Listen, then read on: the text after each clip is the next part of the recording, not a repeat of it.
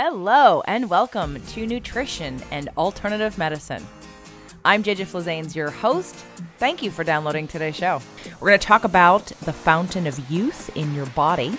But before we get to that, I do want to make a few announcements. We are heading to the end of the month here and just want to say it's the last chance for you to join the 30-day manifestation challenge. It is free.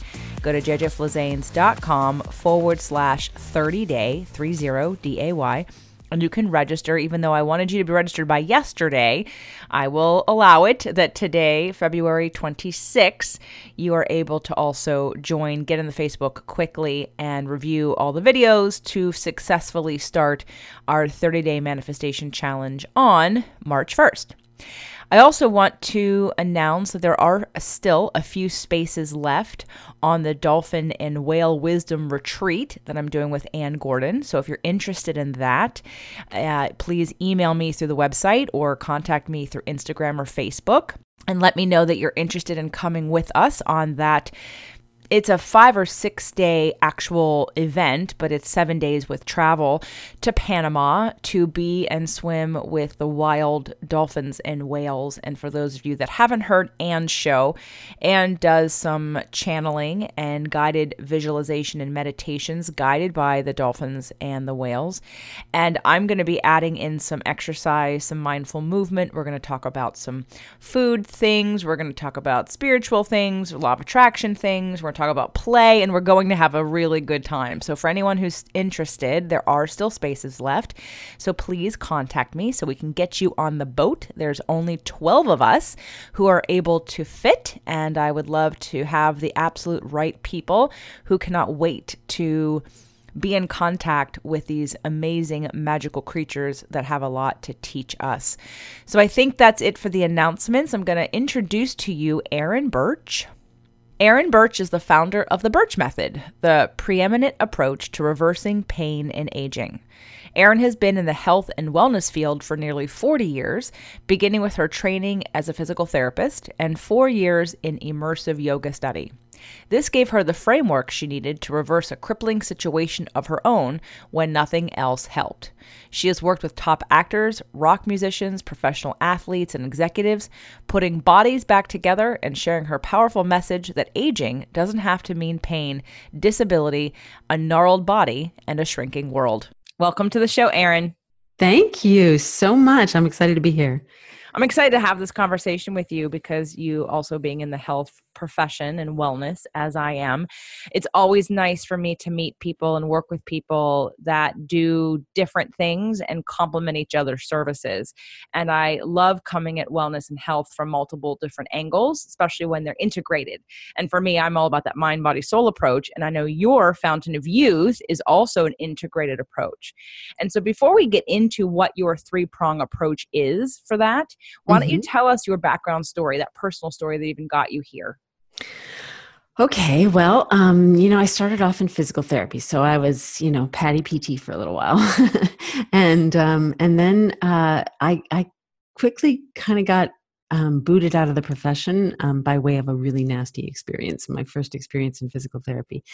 And sort of tumbled out of that, landed in a yoga ashram for 4 years, which really shifted my whole holistic health paradigm. And this is way back, this is in the 80s. So this is back when yoga was still a 4-letter word and not on every street corner. So with that as a basis, when I got into a car accident when I was pregnant a couple of years later, I wasn't sure what was going on exactly because my body had developed an abdominal abscess from that car accident. And I was in a ridiculous amount of pain, but also in a very, very deep denial that anything was wrong because I was wanting a home birth for my daughter and, really wanting things to go well. So it wasn't, I actually let that abdominal abscess grow for about 2 months, finally had the surgery, which probably saved my life. And then a year later, I had another surgery, which also was a life-saving surgery. So between those two surgeries and I had my daughter and I had the hot tub home birth with her and it was amazing. I thought everything was going to go back to normal. But after those surgeries, what happened was the scar tissue had invaded my whole pelvic area, my hips, my lower back, and started to corkscrew my pelvis about 30 degrees offline, which is a huge amount of distortion and not sustainable. I was 35 at the time, and I started to actually feel old in my body. And I was limping, I had pain, I had stiffness. Doing yoga actually caused internal ripping, which is never a good thing to feel. And when that happened, I realized the depth of my problem, because your body doesn't rip unless there's no other choice. And I had run out of grace, which we all have, and really, it made me realize I was in a really bad situation. And of course, I went to find other people who could help or fix this. But I started to spiral down, and nobody was helping. Nothing was helping. And so I started to feel really, really old and really hopeless, until I had one of those, Scarlett O'Hara, as God is my witness moments, because I was looking into a future where I was probably going to be crippled within 5 years. I wouldn't have been able to walk. And because moving was getting harder and harder, and just walking across the floor was a hard thing. Getting into the car, I had to lift my leg, like nothing was working. And I felt scotch taped and safety pinned together. And then I had to figure this out myself, because there was no way I was going to live that life. And I had to come up with something. So how long had you had the scar tissue? Like, how long was it building up and sort of taking hold?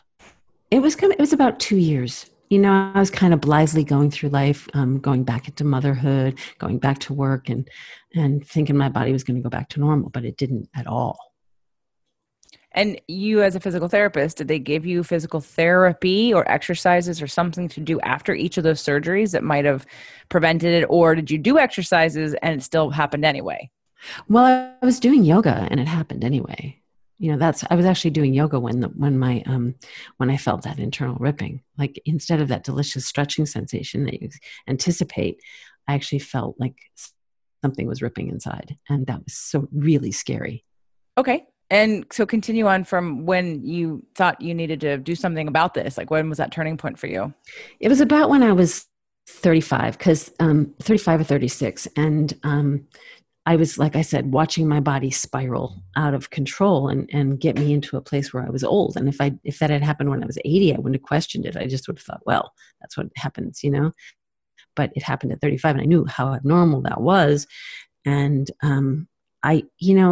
putting the stake in the ground, JJ, was like really the turning point for me. That, as God is my witness moments, like, I didn't know how, and I wasn't even sure I was capable of it, but I was definitely going to do that, or pretty much or die trying, because it was so abhorrent to me to look into the future and see that outcome. So how did you develop your method? What was the first thing that happened that led you to how to heal this? The first thing that happened was somebody said to me that you can't think a thought and feel a sensation at exactly the same time. And when I heard that, I thought, can that be true? Like, I kind of tested it out.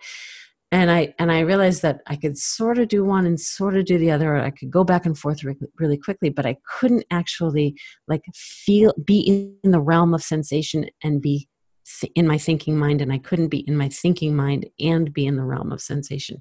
And why that was really a turning point for me was because, well, first of all, there are times when it was really nice to have a vacation from my mind, my thinking mind that sometimes was kind of toxic. So it was nice to be able to move away from that as an experience. And then what was really the bonus was that I had predictable and repeatable access to my body where the problem actually was. And I started to mine my body for information and feedback about this tangle of scar tissue that was imprisoning my body. And what led you to the first, I know, like I said, you have 3 different three-pronged approach? What led you to that first approach? Well, That that first was, piece. yeah. So the three-pronged approach, the three things that I work with people with is alignment, attunement, and assembly. And when I started, JJ, the only thing that I had was the attunement. And that was going into my body, having repeatable and predictable access to my body and starting to learn the language of sensation. And most of us have been in our bodies. Well, all of us have been in our bodies all of our lives, but most of us only have what I would describe as like a phrase book for handy things. Like if you go to a different culture and you're trying to get a meal, or you're trying to go to find a restroom, or you're trying to do something like that, you have a phrase book for those kind of things. And most people in their bodies have a phrase book for things. We know what it's like to be hungry or tired or thirsty or, sick or any of those things. So that's sort of our phrase book. But most of us don't actually know the finer points or the nuances of sensation and what they actually mean and how to make that work for them. And so that's what I teach people to do, is to be fluent in the language of sensation so that they can negotiate the finer points of any problem that they have. Because we end up sort of painting ourselves into the same kind of corners all the time based on our habits of movement and our emotional states and those kind of things. I want to go deeper into attunement, because that's where we are right now, right? We're with attunement. And for me, when I heard you talk about doing yoga after your surgeries, see, for me, and I'd love to debate this if there is a debate, or agree if we can agree, or disagree if we need to disagree. But for me, there's a neurological component to all movement. Obviously, there's an action potential. Your body can't move without your brain telling a muscle to contract. And so for me, that neurological connection to exercise is actually how I also help people rehab. And so it almost sounds like I want to see if it's the same or how they're slightly different, because I also hear you're talking about emotions. And for me, not the neurological connection of your brain to your muscle. So for me, yoga doesn't do that. Yoga doesn't do that for anybody, because you're hitting a pose. You're not actually generating the connection of the tissue from, let's say, wherever a muscle contracts. There are two parts to any contraction. There's the insertion and the origin. So for me, when I'm teaching someone motion and how to train that neurological component, I'm asking them to visualize and connect with, from a sensation point of view, Mm-hmm. where's point A and where's point B, very simply. Like where's the starting part, where are we pulling from and where are we pulling to, which helps with that sensation of them feeling their muscle to be more connected to it for that reason. Now that's a surface level skeletal muscle kind of thing, which most exercise does not do because it's very specific, although I feel like it's needed for all rehab, more so than just generalized, let's do some movement patterns. But I also heard you say, and I would not say that what I'm talking about would translate to also the emotional side, but then there's that emotional sensation of, where do I hold tension? When I feel something, where does it sit in my body? How does it feel? Is it tight? Is it a pit? Is it a flutter? So those two pieces for me, when I hear you say attunement, I go physical and then I go emotional. How are they the same or are they different for you? There's a lot that you just said. First of all, your training and my physical therapy training and my personal training would say that that movement happens from muscles. Yeah, is that what you said? I'm Movement of clarifying. muscles. Movement can't happen in muscles unless the nervous system causes that contraction. So it has to start in the brain Right. first. And some of it's going to be not focused, because obviously you move every day without thinking about it. So there's some of these motor patterns that we just have. But in terms of activating new tissue or repairing damaged tissue or connecting to your body in a different way, in a more mindful way, that would be that the mind still needs to be involved to connect to the muscle to involve those new fibers. Right, but it's not the same as the thinking mind. It's more the awareness mind. What's not okay? Let's explain the difference between that, the thinking mind versus the awareness Yeah, mind. so the thinking mind is sort of the monkey mind. It's the one that sort of generates thoughts almost all the time. Okay, so you're subconscious. So can we say Well, subconscious? it's your thinking mind that which generates thoughts. So like I'm sitting here and I'm saying, oh, my table's a mess, or I'm trying to think of what I'm going to say, or I'm kind of responding to what you're what you've been saying, or, that's all thought stuff. But when I went, so going into my body required presence kind of mind, which is a different quality than thinking mind. And it's that which is sentient, and that which witnesses. And so when you have to have some quality of mind, it's true, when you go into the body, but it's definitely more like, it's not a it's the stillness of an observer or a witness. From a movement standpoint or from a noticing thing standpoint? Um, well, for me, it actually ended up to be both. So, I mean, so I didn't, in my own rehab of myself, I did a lot of exploration of movement. So I wasn't doing a prescription kind of a thing like, you were describing yoga. I was doing the yoga of witnessing, or the yoga of awareness, and presencing that in my body. And it wasn't so much an emotional piece. It was really based in sensation. And even though those two things probably can't be pulled apart completely, I was focused on not the somatic, as most people describe somatic work, is more like the emotional quality. It was more like the physical quality. And learning the landscape and learning the language was what I needed to do to actually get inside and start to unravel, like necklaces in a jewelry box, unravel this scar tissue and start to redefine it.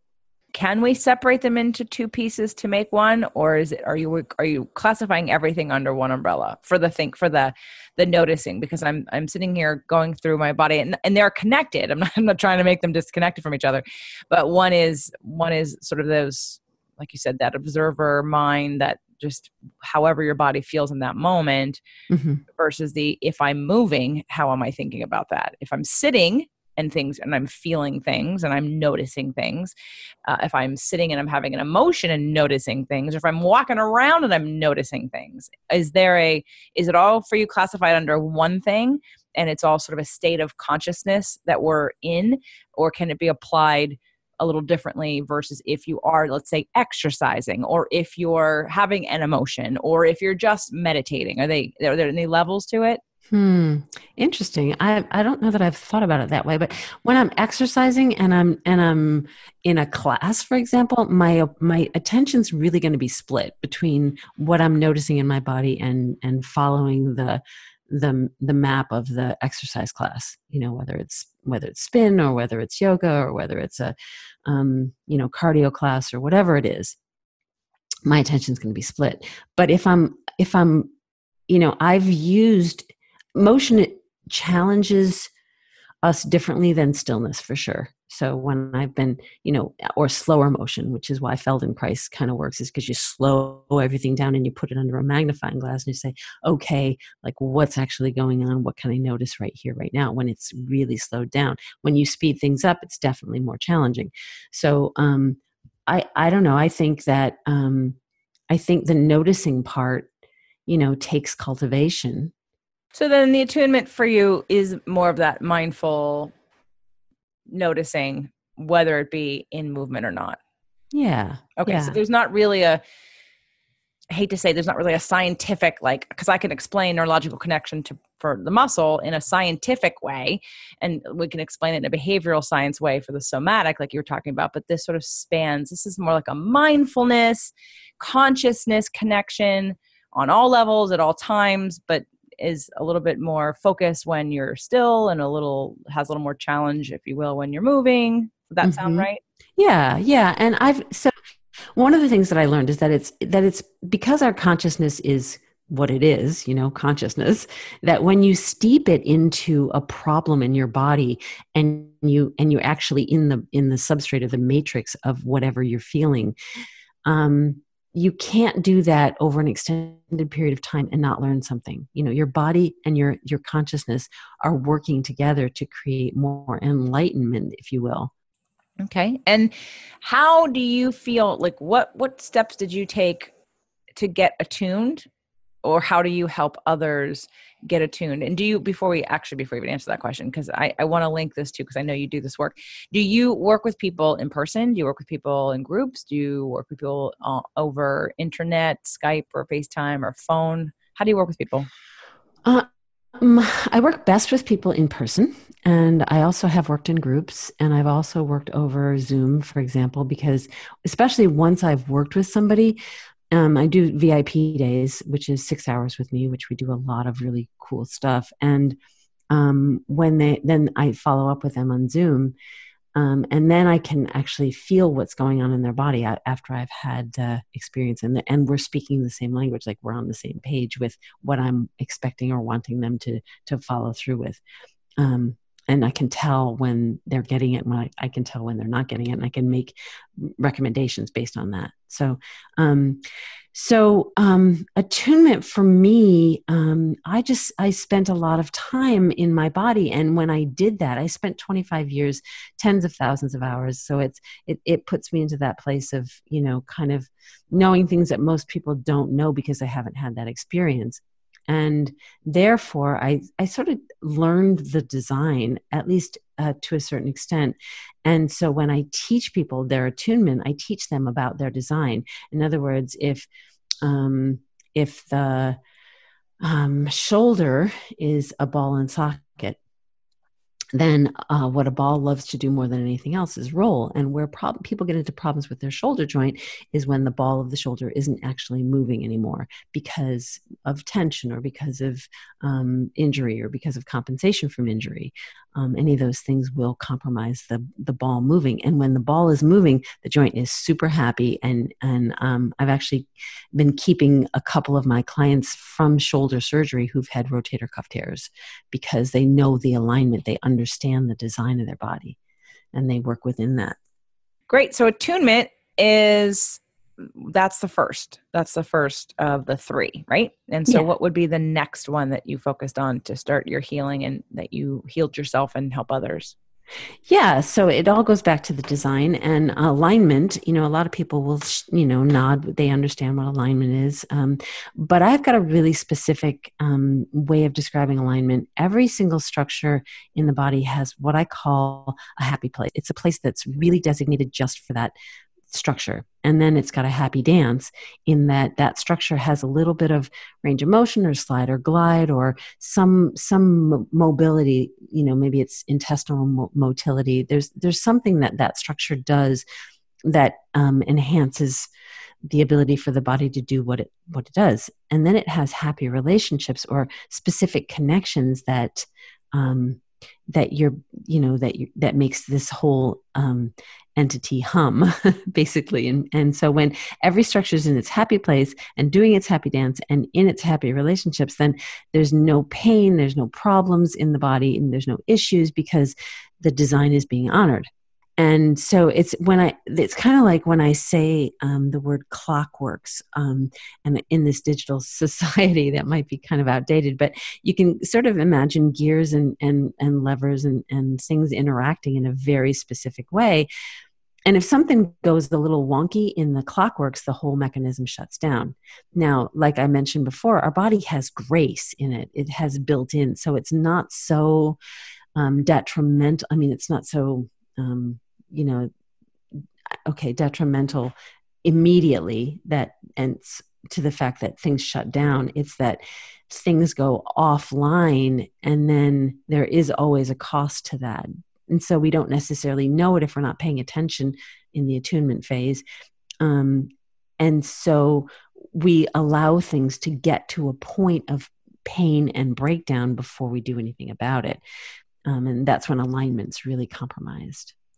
I really love that description of the happy place because from the structural side, that's much more eloquent and feminine. Actually, I look at it more from the structural side of biomechanics and how every joint is built perfectly in your body to absorb force or not, and look at exercise in the way of so many people are doing exercises and putting force on joints in positions that they're not supposed to be absorbing force, which is why there's injury for a lot of people in exercise. So I also have a very strong affinity. That's why my company is called Invisible Fitness, because 10 years ago, 12 years ago. How long have I been here? 18. Okay. My company's been around for 15 or 16 years. And in the initial thought of the brand was actually because, in my early 20s, I cared more about saving your joints while like prolonging them, not saving them, but keeping them intact by using what you're talking about, this alignment idea, and that the body, like, honor the body's structure, how it's built. And so when you're thinking about doing exercise, that's the same thing, and be responsible with some of the movements and the forces that we're putting on our bodies, and to rotate the tires, so to speak, to make sure the wear and tear patterns are even and not one thing over over time. And I got super excited about that science in my early 20s. And that was a horrible sell for people. Nobody cared about their joints. Nobody cares until they're injured, right? Like, Yeah, they expect me to be selling weight loss. And I'm like, okay, but I can take you on this program and you'll lose weight, wreck your joints, or I can take you over here on this program and you'll still lose weight and you'll build muscle and you'll have a metabolism and you will save points.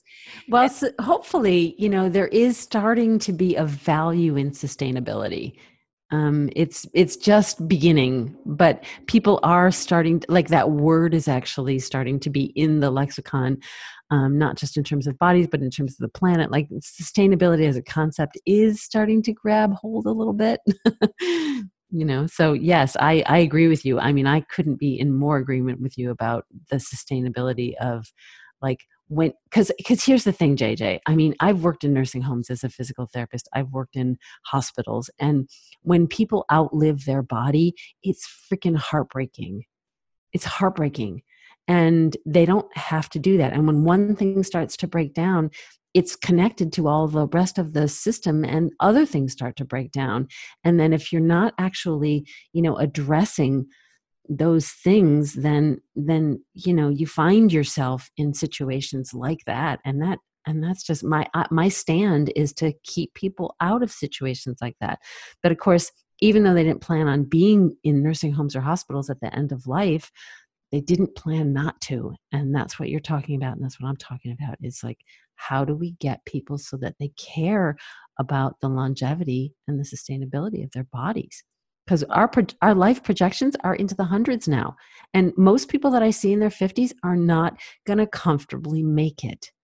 Oh, and my new love and I just joined the gym, and it's the only reason, and that's like weird for me. Anyone that knows me knows I don't go to gyms. I can't go to gyms. It's very hard for me to go to the gym because I can't, right? Because I can't look around at bad things and I know.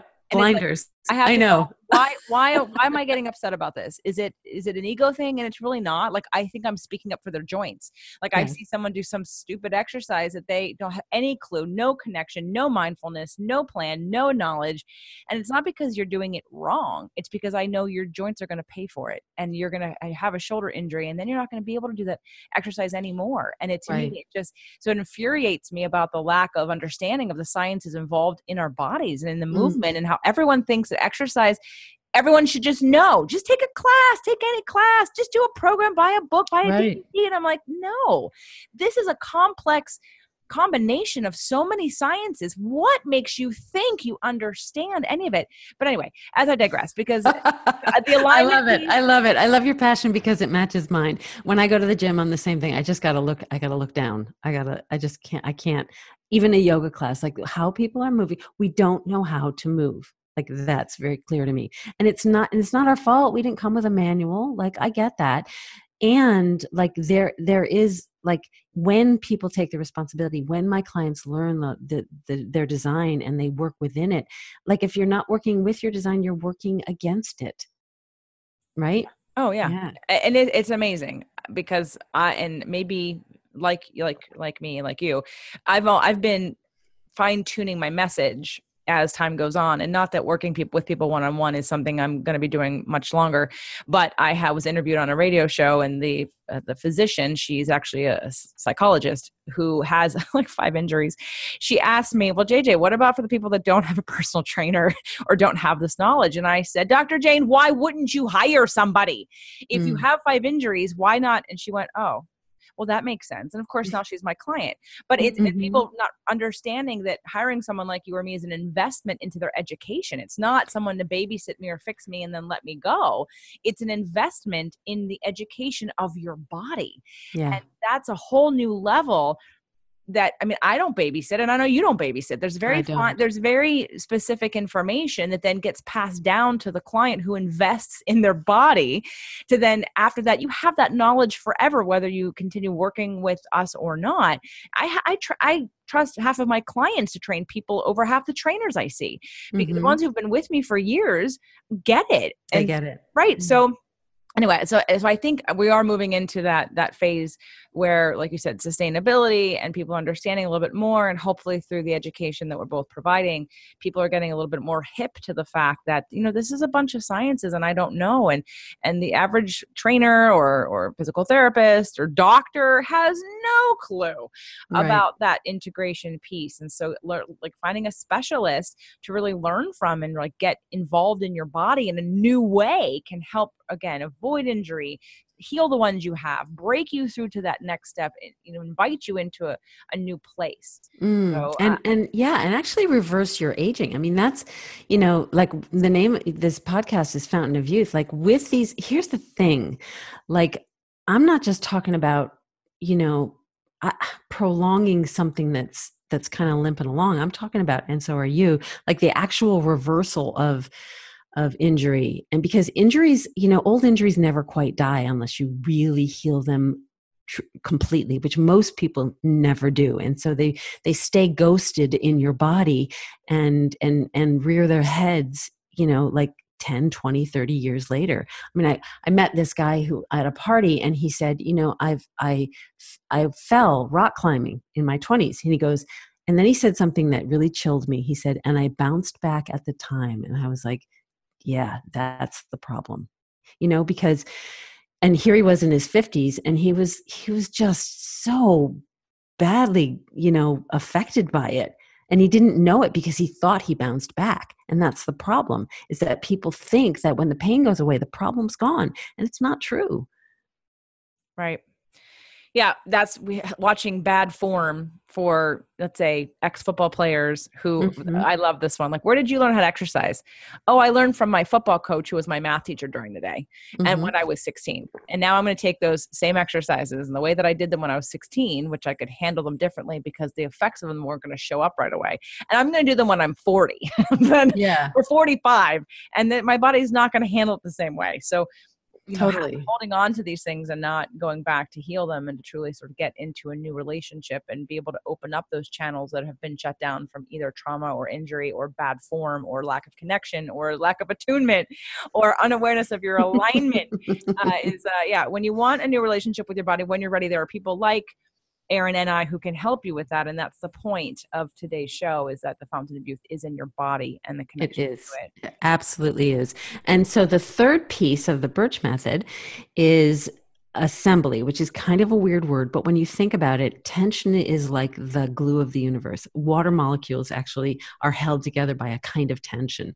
And so assembly is like, what is holding you together and how well are you doing at it? So the tension in our body, we need it because it holds us together. But the problem with it is that it's living in places where it has no business being. There's a design for the tension. There's actually a system that I call the core container, and it's for functional, sustained holding in our core, so that then the tension that's in your IT band and your tensions in your shins and calves and the tensions in your neck and shoulders and lower back, that's not where it lives. Because when tension is where it's not supposed to be, it's corrosive to the design. And when it's where it's supposed to be, then what happens is a lot of flow and a lot of ease and a lot of grace and a lot of and I've had people, just by teaching them their design in terms of tension, it's how to play the game of tension and win, is putting the tension back into the design of the body so that you free up your places, because it is gluing your joints together and it is not pretty. And when you think about like a young family in the beach, let's say 3 generations. So the little kids are, they're just having a great time, just jumping around, and there's so many moving parts that it's stunning. And then their parents walk by and you're like, not so many moving parts. And then their parents walk by and you're like, wow, not a lot of moving parts at all. So what happens in that process we think is normal. And I'm saying when you redistribute the tension into the core container and you train it into there, then it frees up the glue that you've been using to glue the moving parts together, and you don't have that same outcome of fewer moving parts. Moving parts, they're a premium in your body. I actually saw someone running this morning as we were walking near the beach, and she was young. And I thought, wow, does she have so much tension in her hips and her lower back because they weren't moving and there was no undulation of Right. her midsection and her hips. She was holding them really tight.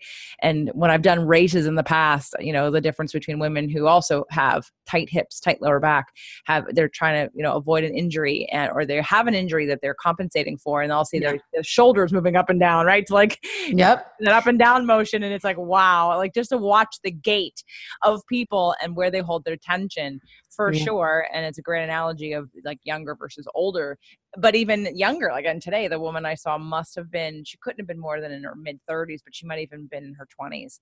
Wow. Wow. And you know where that's going to go. I mean, where that's going to go. And let me say also that, for women particularly, like childbirth moves things out of their happy place, changes their happy dance, their happy relationships. And so, that's another factor as a woman goes through the arc of her life. Childbirth pregnancy has an effect. And most women completely disregard that anything has actually changed. And one woman described it like, after birth, like she said, I went back to the same house, but the furniture had been rearranged, talking about her body. And it's, so women particularly, their low back and pelvis and hips can be really tight in compensation for things that have happened during childbirth, for example.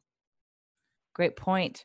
So now if someone is listening to this and they want more information, let's say there's, obviously we want people to work with you, but let's say they can't, for some reason, they're just not physically, maybe not in this country. I have a lot of listeners in other countries, Australia, especially. Shout out to Australia and Canada. And they're like, come to Australia and do a workshop here. And if enough of you tell me that, I will, but I've only had a few of you tell me that. So I need more than a few of you to tell me that. So it's not easy to get there. Well, it's fine. I'll make that investment if you're all willing to show up and buy a ticket to the event.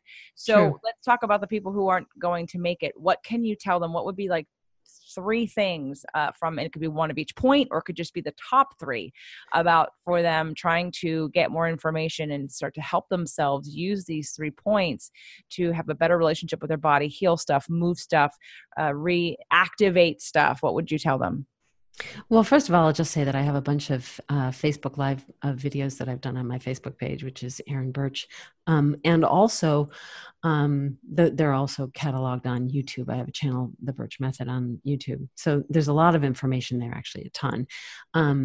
So in terms of attunement, like letting yourself actually pay attention. And it's so funny, our words like actually tell you that attention is a commodity, right? You pay attention. And when you pay attention, you get something back, which is more awareness, more fluency in that language of sensation. So really like letting yourself sink into a sensation. And if it's pain, what I would say is that there's an intense sensation, and then over top of that is the protection from that intense sensation, which actually equals pain. So when you can start to peel apart your response to the intense sensation and the intense sensation itself, it tends to really change the pain experience big time. Nice. Okay. Yeah. And so for alignment, just like starting to, okay, so one really simple thing is many people will stand with their feet pointed out, and they'll stand with their feet not hip width. Now, hip width is not the same thing as pelvis width. Your hip joints are actually in about a few inches. So if you can stand with your feet parallel and hip width, which if you take your sort of fisted hand and put it between your feet, it should be about that width. which is much narrower than most people think of as hip width. And what that does is it starts to stack your feet and your hips so that you're not having to work to hold your feet out further than your hips.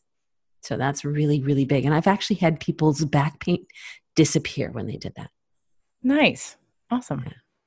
And for assembly, I'm going to give a really quick and dirty way to feel the core container. So if you put your hands like an opera singer would, which is like the top hand is sort of clawed and the bottom hand is sort of clawed and they're sort of stuck together. Does that describe it? Got it. Okay. And the elbows are out straight. And then if you just kind of pull your hands apart and press the elbows in opposite directions, then what happens is you feel it at the base of your pelvis, you feel it at the base of your ribs, and you feel it between your blades of the shoulders. So if you can hold that, feel all of that holding you together, and then gradually release the hands and try to maintain that connection with that tension in the core container. That's what the feeling is to have your core container engaged. Nice. I've never had that shown to me that way. Yeah. Very interesting. I made it up. Awesome. Well, that's awesome. Of course, that's why I've never heard of it. Yeah. So if people want to get more information, where should they go?